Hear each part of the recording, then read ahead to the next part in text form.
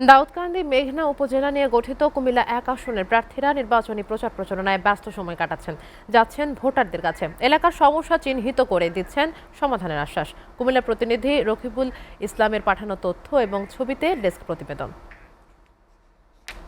কুমিল্লা ১ আসনে ২৩টি ইউনিয়ন, একটি পৌরসভা, ৪,৩৮,০০০ ভোটারের কাছে পৌঁছাতে হবে।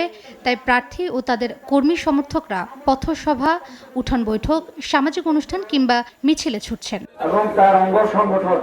এ আসনে প্রার্থী বিএনপি স্থায়ী কমিটির সদস্য ডক্টর খন্দকার মোশাররফ হোসেন নিজের জয়ের ব্যাপারে আশাবাদী। বলছেন, এলাকার উন্নয়নের পাশাপাশি কুমিল্লা বিভাগ বাস্তবায়নে ভূমিকা রাখবেন তিনি। আমরা বিশ্বাস করি সরকার এখন পর্যন্ত নিরপেক্ষ আছে। আমি সর্ব জায়গায় অভূতপূর্ব সমর্থন আমি পাচ্ছি।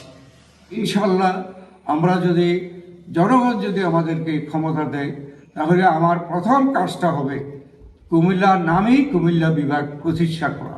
অপরদিকে একই আসনে জামায়াত মনোনীত প্রার্থী মনিরুজ্জামান বাহালুল জানান, নির্বাচন নিয়ে তার শঙ্কার কথা। সুষ্ঠু ভোট হলে জনগণ তাকেই নির্বাচিত করবে বলে আশাবাদী তিনি। মানুষের মাঝে একটা শঙ্কা কাজ করছে এবং সকলের প্রত্যাশা এবং প্রশ্ন যে ভাই আমরা এবার স্বাচ্ছন্দ্যে ভোট দিতে পারবো কিনা। এলাকার উন্নয়ন ও যুব সমাজের জন্য কাজ করবেন এমন প্রার্থীকে ভোট দিতে চান ভোটাররা। আগামীতে 12 তারিখে আমরা সবাই কেন্দ্রে ভোট দেবো, এই যে আমাদের সবচেয়ে পাওয়া এবং সবচেয়ে খুশির বিষয়। এই মুহূর্তে সবচেয়ে ভয়াবহ যে বিষয়টা মাদক, আমরা চাই মাদক মুক্ত একটি সমাজ, মাদক মুক্ত যুব সমাজ। রাজধানী থেকে কুমিল্লার প্রবেশদ্বার নদী বেষ্টিত ২ উপজেলা নিয়ে গঠিত এ আসনে চলছে এখন জমজমাট প্রচার প্রচারণা।